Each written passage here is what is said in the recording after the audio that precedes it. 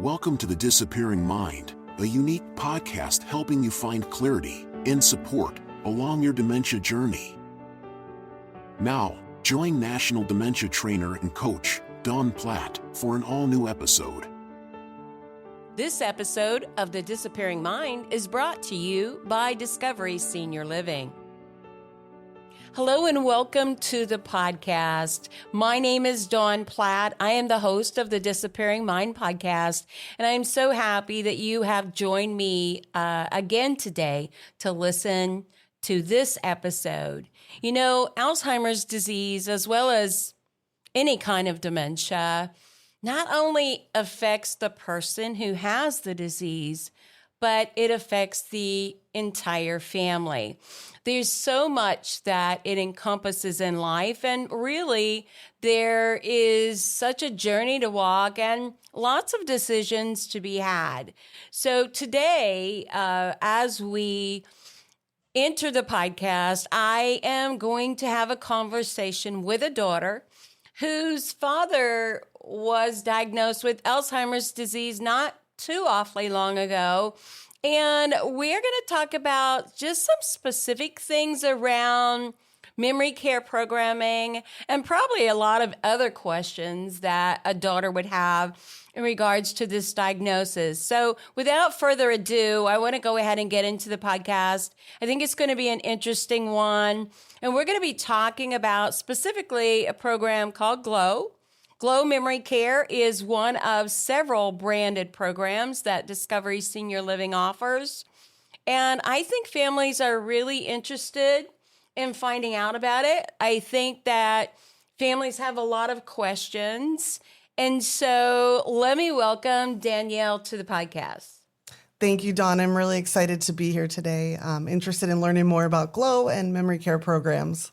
So why don't you tell our audience a little bit about your dad's story, about your story, and why you're here today.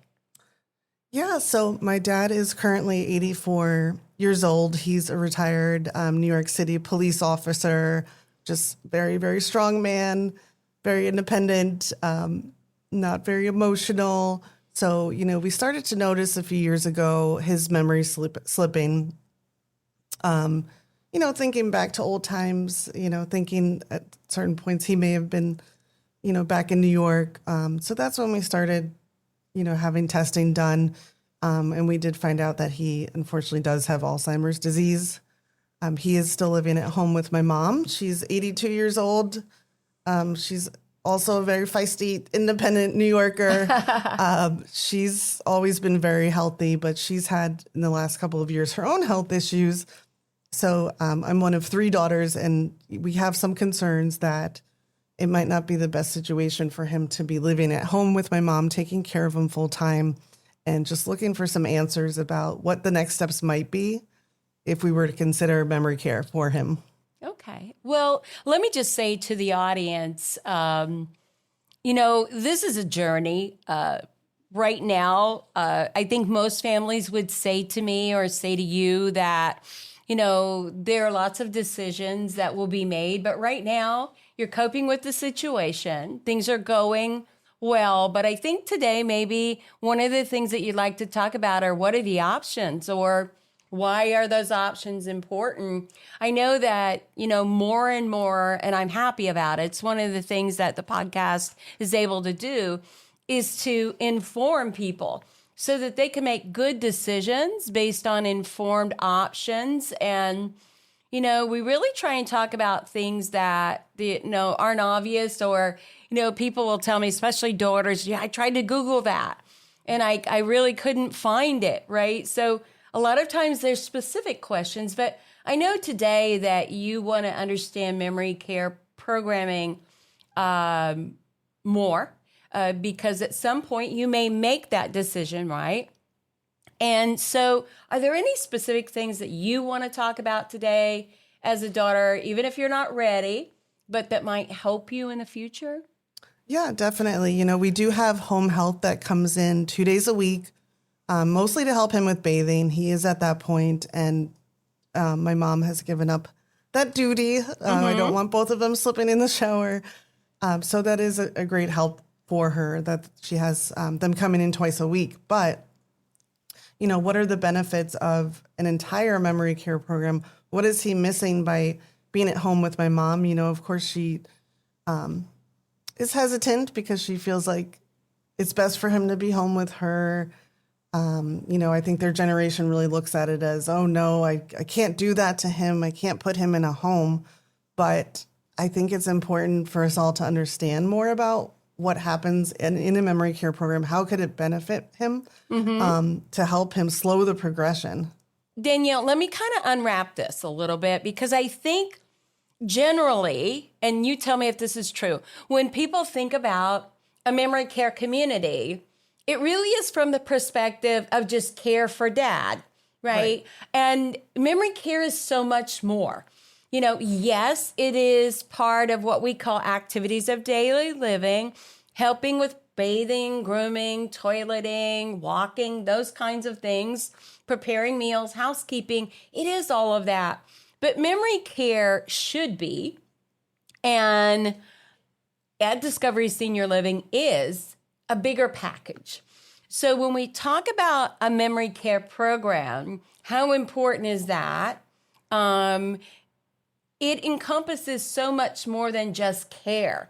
So yes, we provide nursing care, and yes, we provide an apartment and meals and housekeeping and activities. But really, the importance of memory care, and I say this for families, when you go and look at memory care, it should be a total package. And a memory care program is really based on something that you said earlier, is that you want to help decrease his decline, right? So it's really based on maintaining his independence as long as possible, but also keeping him engaged in things that are going to exercise his mind, stimulate him, and really impact the five senses. That's a true memory care program package. So when you go into a memory care, one of the things you want to look at is what you would call the activities calendar, what I would call the programming calendar, and how impactful would that be for your dad? In other words, is it structured in routine? Does it offer things of interest to him as a retired police officer? Would it intellectually stimulate him? Would it provide him with social engagement, which is really important for all of us, but especially important when you have dementia, that you're not isolated?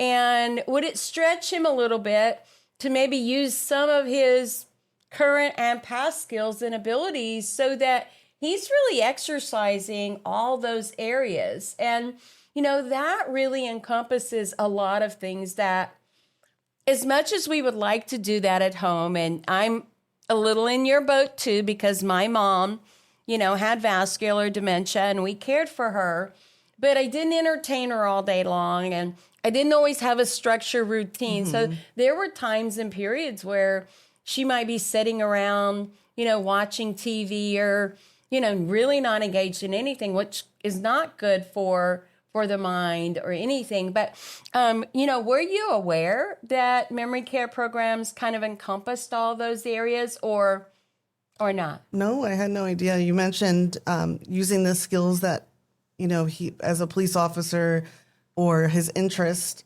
as part of the program. What does that mean? Like how you do know, they do that in a community? Your dad, and you've said this, I've heard you say it, your dad was a police officer. He was an intellectual community guy. He was a great dad. And so he has morals and values. He obviously had skills and abilities, right? And so although those began to diminish, with that he would have had interest, whether it was in law enforcement or guns or hunting or art or music or whatever it was. When somebody moves into a memory care program, we do what we call a life story. We get a biographical history on the individual, because even though he may have been a golfer, right, and he can't golf anymore, he still's interested in golf. So there's a lot of things that can be done in and around golf besides going golfing.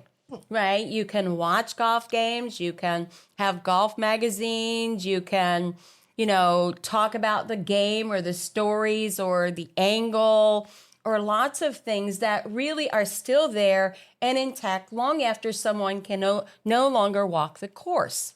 So those are intellectually stimulating things that are helpful to people who have dementia because those things are important to them. And they have an opinion, right? And they have things to say.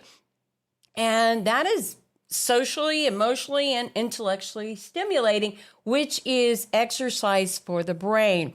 So what we try and do in the GLOW memory care program is we gather that information from him, from your mom, from you, in and around his leisure activity, his spirituality, his favorite books, his favorite food, things he liked to do, maybe things he was proud of, right?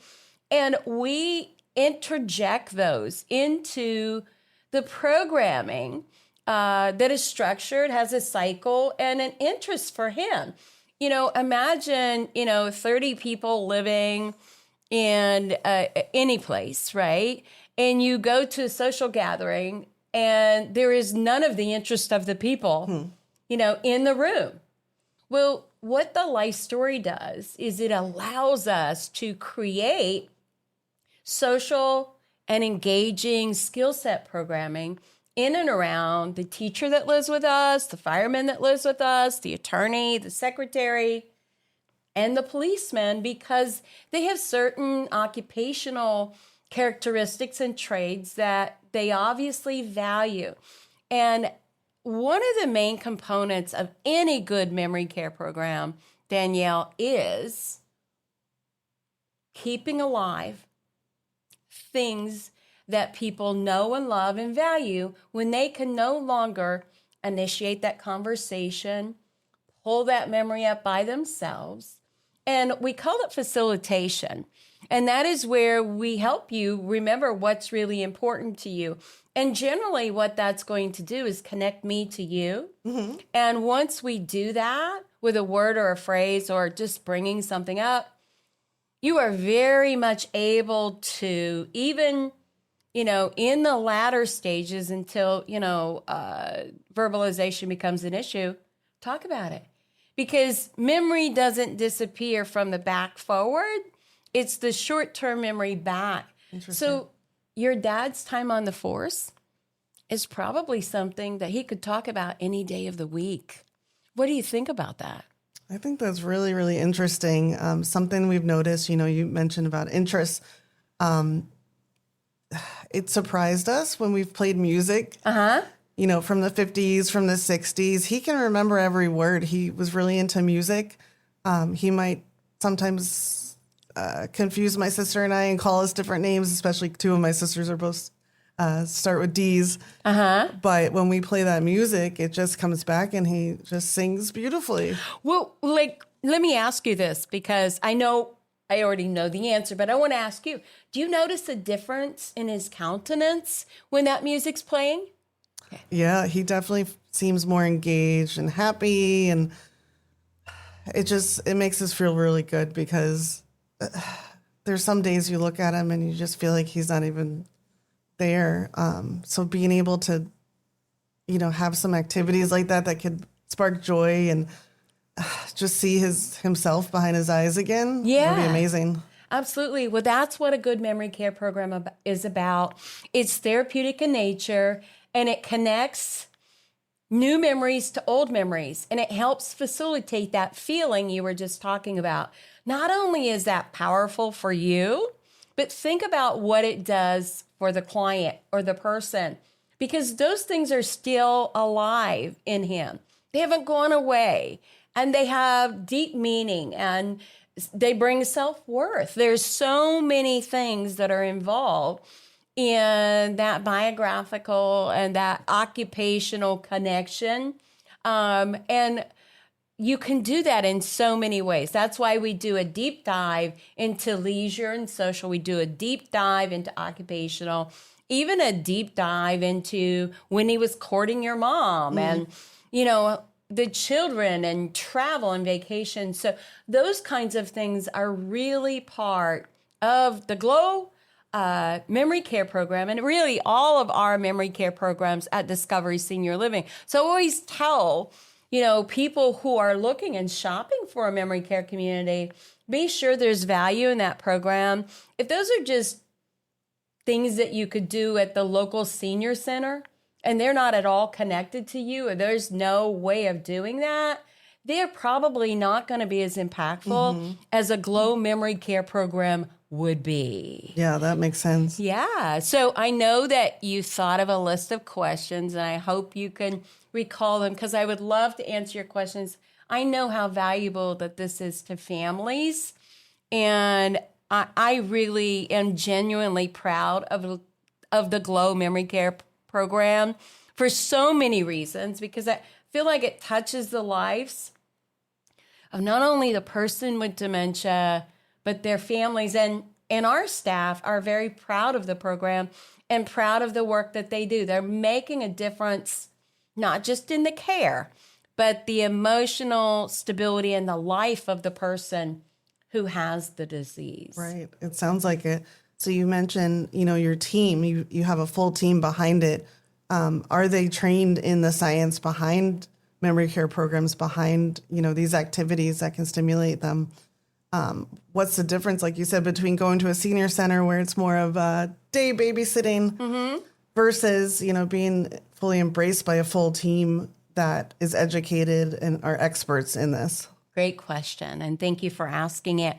One of the main differences when you have a branded memory care program like GLOW is that in almost every state in the nation, when you operate a senior living community, there are some state regulations in and around Alzheimer's disease and related dementia training. It could be very minimal, right? It could be extremely minimal, and in other states, it's a bit more extensive. GLOW memory care program and all of our memory care programs go beyond that state standard. So yes, we do meet the minimums in every state, but our standards are much higher than any state we operate in. And that is because the GLOW memory care program is a total package program. It is written extensively, and GLOW in particular was written for a particular reason that I want to talk about that I really value. And that is not all cities and markets and even memory care communities are the same. There are large ones in major metropolitan cities that are large and have large staff and all of that. And then we operate smaller communities in rural areas that might be small, rural farming community, or, in the Midwest, where they're much smaller communities with a much smaller population as well as staffing. And so GLOW was created to bring all the science and all the research about memory care and all types of dementias and package it in a way that's written for the caregiver. And I like to drive this home because a program is only as good as the end user, meaning the person who's taking care of the individual. Now, that might be a younger person whose first job is caregiving in an assisted living or memory care. The GLOW program is written, I call it care-centric, for the caregiver. It takes it all the way down to the lowest level of how do you connect with someone, right? There's a portion of that we call legacy preservation, where the one way that I can really help someone with dementia is if I step into their world and I know who they are, who they've been, and what they value. The GLOW memory care program is written very easily so that any of our caregivers, from the housekeeper to the kitchen staff that are serving, can connect with the individual and know who they are and what they value and what's important to them. Well, that is really key in building trust. And I think that that's one of the things that differentiates GLOW. Look, there aren't always people in a community that have 30 years experience like me. No. A lot of people are newer and younger, and the same way with families. You don't come equipped, knowing how to do this. You got to know what your options are to make good decisions. Glow Memory Care program is written for that individual in every aspect of care and dining, programming, and connecting with the individual to help them live a quality of life and maintain the independence that they are able to have as long as possible. That's amazing. Yeah, you mentioned you hit on dining. Mm-hmm. It's not something I really thought about as part of the overall memory care program, but we have been noticing he's having a little more trouble holding the fork and eating himself, and just not eating as much. He's getting thinner. We worry about that. How do you get your residents to eat? What kinds of things go on, with dining? Sure. And that, another good question that I really want to explain to you, because it's really important. One of the first things that we see when someone has dementia is nutritional deficits. Mm. There are a number of reasons for that. Okay, so it's not just him. Yeah. Number one is he probably doesn't even remember that he's hungry sometimes. They do lose some of their dexterity, right? They don't drink as much fluids. Mm-hmm. And when you're nutritionally off balance, you're more prone to secondary infections. Your gait or your walking ability could be a little bit more unstable. So nutrition is one of the most important parts of a great memory care program and treatment for someone with dementia. We have a culinary program in all our memory cares, but in Glow, really where we teach that. So our staff is well aware of that. They're aware of the fact that people's dexterity might change. So we can do a number of things. The first thing we do is use the science of color contrast. Mm-hmm. And that is that visual deficits or difficulties occur early, and the food may not look the same. It may not appear the same on the plate. Really? There's something called a visual spatial deficit, which really just means, Danielle, that that sandwich on the plate may look further away than it really is, or perhaps even closer.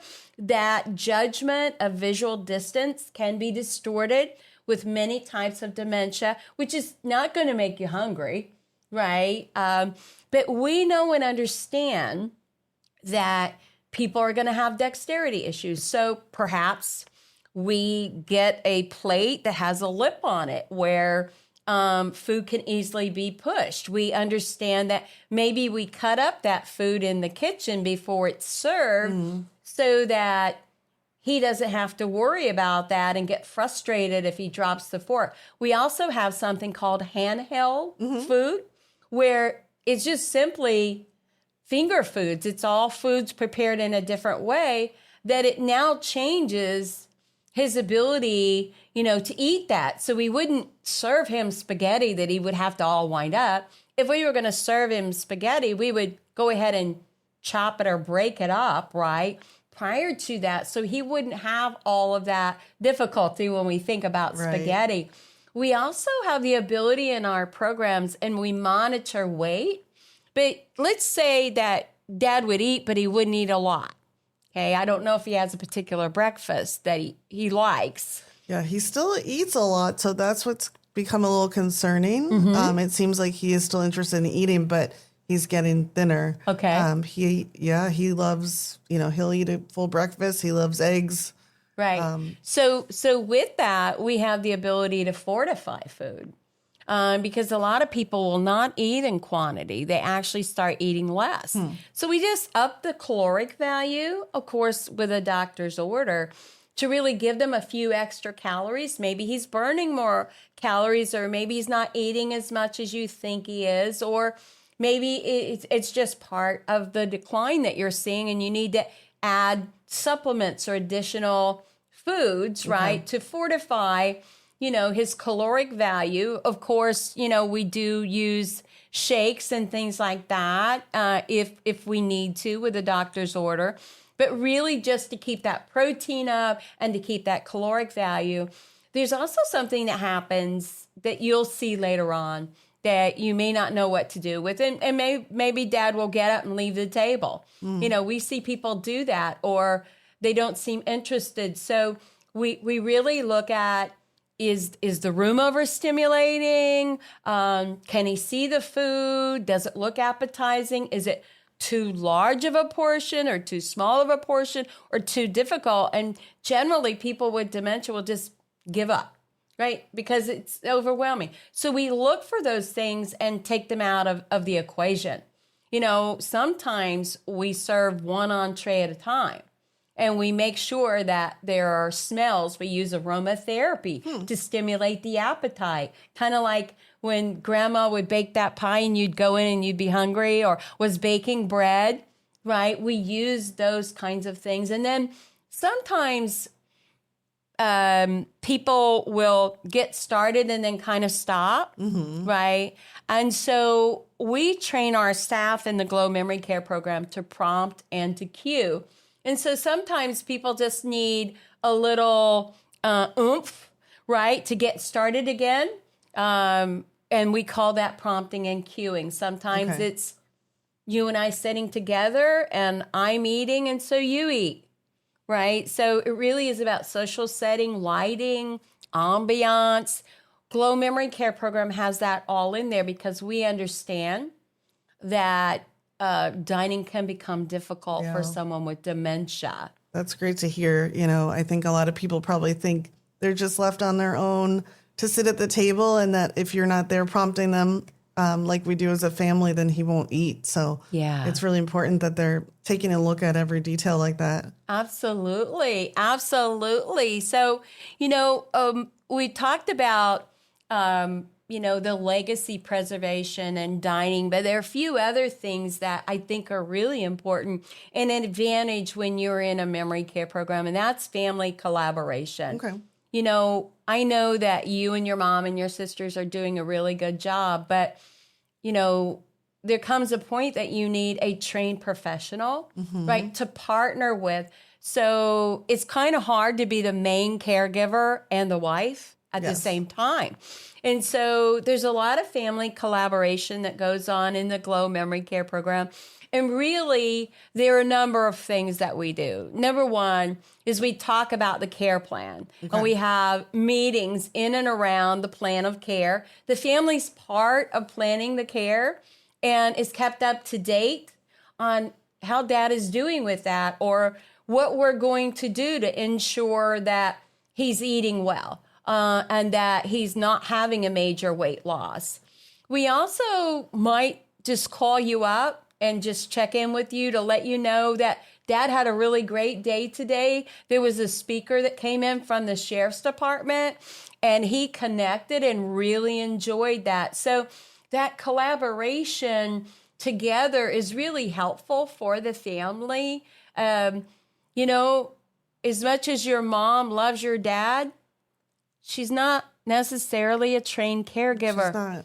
And she's a wife, and she should be able to remain that, right, without all of these other duties piled on her. That collaboration with the family is invaluable.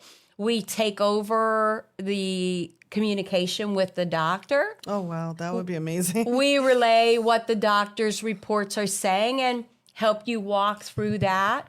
If there's a need for a medication adjustment or something, our staff will take care of that for you and update you on, you know, what the doctor's saying. If you have a concern and you go to the nursing staff, they will relay that to the doctor and be that in between for you. So those are major advantages of having a team. I could see that in a community. And I'm definitely seeing some burnout from my mom. I worry about her mental health as well.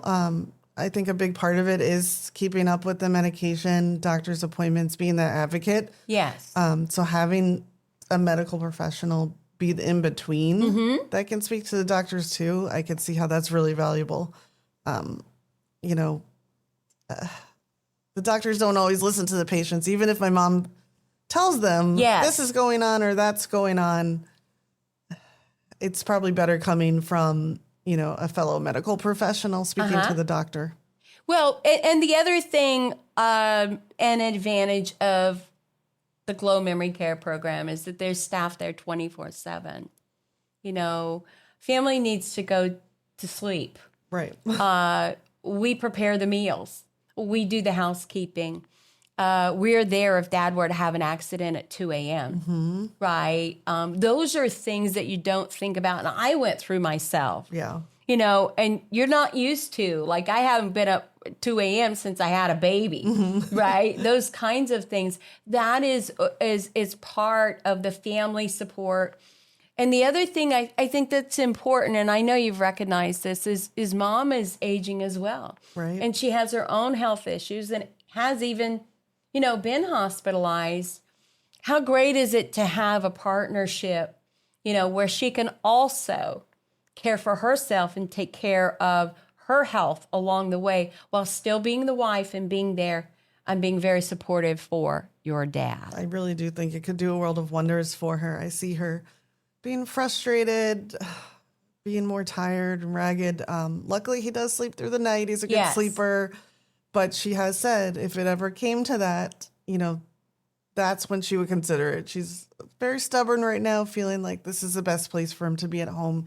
She feels that commitment that she's the best caretaker for him. But absolutely. I think if she were to learn about all of these facets, it might be really eye-opening. Absolutely. And so when she would come to visit, she would be the wife. She would still oversee the care and make good decisions, but know that no matter if she were sick or well, that there was someone caring for Dad, no matter day or night, no matter if you had the flu or didn't have the flu, right? That care would be there. And so the last aspect that I really kind of want to go over, because I think it's hugely valuable, is I've never been in a family home where they had a complete social program, including outings, right? That went on routinely every single day and even on the weekends to really just be stimulating. I mean, come on, Danielle, when we come home from work, the last thing we want to do is entertain someone or have something routinely going on. And honestly, it's getting harder and harder to take him out of the home. And take both of them out of the home. They're both on walkers. Yes. But the less he moves, the more it's going to become harder and harder where he's off balance. He's exactly. stiff. So that is really important. And that's something I worry about because they used to just a few years ago, every day they would take their dog out for a walk. That was a big part of his day. His life revolved around the dog. And unfortunately, the dog passed last year. Yes. And I've seen a big decline in him not being able to go out and walk more himself. So that would make me feel really good to know that he's getting that outside interaction, walking, going and doing activities. Yeah. So not only do these programs include routine exercise and walking and being outdoors, indoor and outdoor, and outings, a lot of our communities have pet therapy. Oh. And so, Dad had a real purpose with that, with your pet, with your dog, right? Yeah, it gave him purpose. And so those kinds of things are important. So that ability to visit with a pet, that will never go away. Like if he was a dog person, he's still going to be a dog person, right? To have pet therapy or to exercise or to walk in the courtyard, even with assistance, the staff is able to do that. And that's hugely important in Dad's routine every single day. And you hit it on the head when you said when they lose physical ability and they stop walking, it is generally going to lead to other types of issues, falls or balance or other things, because we just have to stay mobile as long as we possibly can. So those are just some of the few advantages that I would consider if I were you. Okay. And I would definitely go and visit a community and just take a look. There's nothing wrong with touring and looking around and getting a feel, maybe going and participating in an event or activity that they have. it really could give you, your sisters, and your mom a whole lot more to think about. So when the time does come for you, if you make that decision, you'll be better prepared to do that. Any questions I didn't address? You covered a lot. Thank you, Dawn. It really reassures me. Maybe a little bit more about what the transition is like for him. I think some of the things I've heard my sisters, even my mom, say, he is still cognizant of what's going on for the most part. So they worry, would he be sad? Would he feel like we're giving up on him, putting him in a home? These terms, especially from their generation that they use. What are typically the transitions like, and how do they adapt? Well, generally, there is a transition period for anyone who moves into senior living at all, from IL, independent living, to assisted living, to memory care. And we do expect a 2, 4 to 6 week transition period. Okay. But what we do there really is have them involved at every step. Take them into an event, take them in to meet the nurse, take them in to have lunch, and to really experience the residents that live there and some of the things going on. Then you address any questions that they might have. Make them part of the decision. As much as people say that from your dad's age, they also, I think the last thing your dad probably wants is for your mom to be his only caregiver. Right. And so you might be surprised, introduce them to the men's club. Maybe there's another policeman that resides there. So the staff is well prepared to help them with that transition. And once they get adapted, it becomes home to them. The other thing that senior living does, and especially memory care, is personalize their apartment. Oh. So they don't go into a sterile nursing home or hospital type environment, right? They have real furniture with real beds, their own bedspread, their favorite pillow, their plaque from work, pictures of their family. We encourage them to set up the bedroom very much like the bedroom at home, with all the things that he values and that bring him comfort. And those things really help people adapt. Our team is very skilled in helping with that process. And although there may be some period of time that he feels that way, our staff is trained to know him. Let's go back to preserving legacy. And there are opportunities for him to build trust as well as new friendships. And generally, that will go away. That feeling will go away. And especially with a loving family like yours and all the support, obviously visitation is open. Okay. Like we don't have, strict visiting. And families can even come during event times. Absolutely. And mom can come and be the wife instead of being tired and stressed out, and participate. And many of our families come every day, especially the spouses. So there are things that can be done. And I think that, there are ways our staff is skilled to support someone who's moving into a memory care community. That sounds wonderful to me. I've never heard of a program so in-depth like this. Would you say it's pretty unique for memory care communities to have a program like this? Well, I will say that there are many memory cares out there across the United States.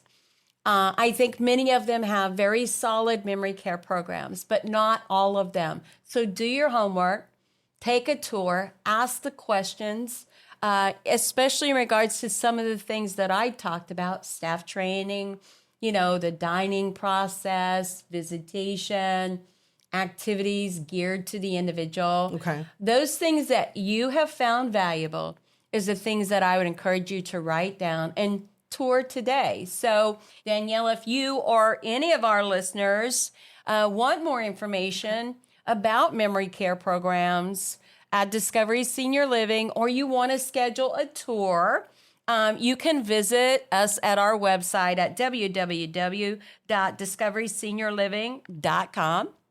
This is Dawn Platt. Today, we have had a conversation with a daughter like you Like many family members who are thinking about the future for their loved one with dementia, they want to know what to do. They want to know what the options are. I applaud you for asking questions and becoming educated. You do have options. You do have choices. And I think when you're educated and informed, you can make better ones. So this is Dawn Platt. Please listen, share, and subscribe to the Disappearing Mind podcast. And until next time, make it a memorable day. Thank you for joining us for the Disappearing Mind podcast. We hope it's helped you find clarity and support along your journey. Be sure to subscribe to never miss an episode, visit our website to suggest future topics, and share the podcast with friends and family.